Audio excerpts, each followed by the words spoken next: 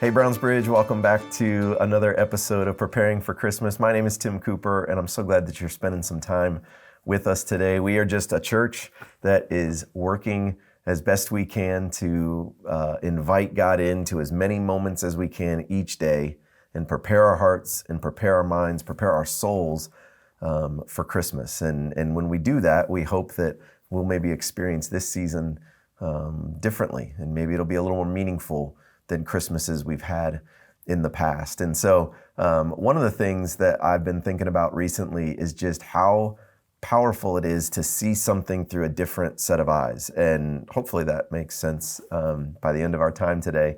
But it's been most obvious to me recently because we just got a puppy. And if you've gotten a puppy before, you know that's a lot of work and not all fun work. So when we got this puppy, I mean, it's adorable and it's cute and it's just amazing. And then, but then I have to wake up every 2 to 3 hours and take that puppy outside, only to have it go back to the bathroom inside when I bring it back in the house, and on it goes. And so if you were to look at that puppy through my eyes right now, you wouldn't see an adorable, cute little thing. You would see a mistake that I made getting a puppy. No, but if you looked at it through my kids' eyes, right, you would see it totally differently. Same puppy, but you would see it totally differently. All they see is just love and cuteness and affection, and they get a good night's sleep. So they see it totally differently. But with something like that, I want to see that puppy through my kids' eyes, not through my eyes. And I know that's a bit of a silly example, but I think there is power in being able to see people through a different set of eyes, through God's eyes, seeing people as God sees them, right? We're coming up to the holidays. A lot of us will be around some relatives and some people that we maybe are not around a lot during the year, and we could be tempted to see them through the same lens and the same eyes that we've seen them every Christmas. But imagine how different it would be if maybe we saw them through different eyes this year. We saw them as God sees them. And so there's no magic switch to flip, right? It's these little moments of trying to invite God in and trying to heal our souls and get our souls to a healthy place so that we can see people as God sees them. And so I pulled a quote from C.S. Lewis. C.S. Lewis was an author that lived a while ago, and I pulled a quote from an essay he wrote called The Weight of Glory. And he really has this great way of looking at what our souls become.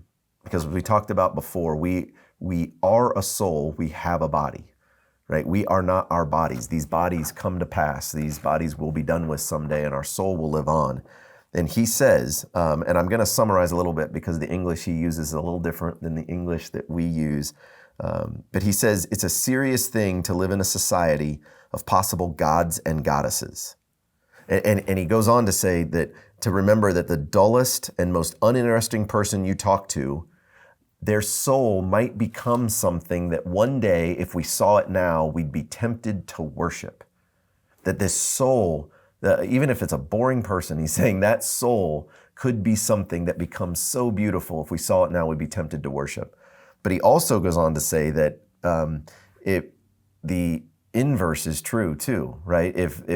If a soul's possible outcome is being this beautiful thing that lives in heaven with God forever, that the opposite is also true. That the soul could become something that if we saw it right now, we would say that kind of thing can only belong in a nightmare.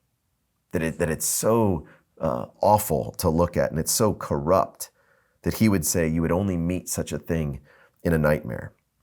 And he says all day long, we are either helping people towards one or two of those destinations.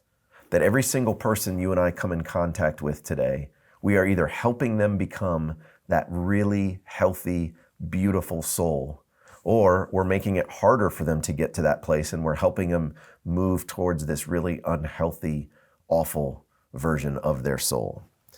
And he goes on to say that there are no ordinary people. That everybody you've ever talked to is immortal, meaning they're going to live on forever. So when we see people, right, when God sees us, he doesn't just see these bodies that we inhabit. He sees our souls, and he sees the soul that we're becoming. And so maybe this season we could work on seeing people as God sees them, not just, that exterior, not just that gruff personality maybe that is difficult to love at times, but we could see them as God sees them.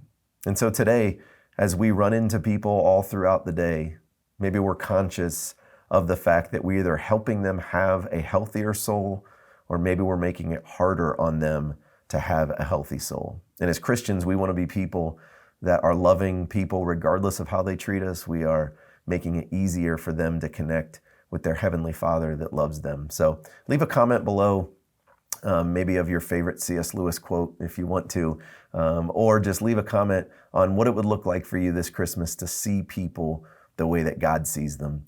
And I will see you back here again tomorrow for another episode of Preparing for Christmas.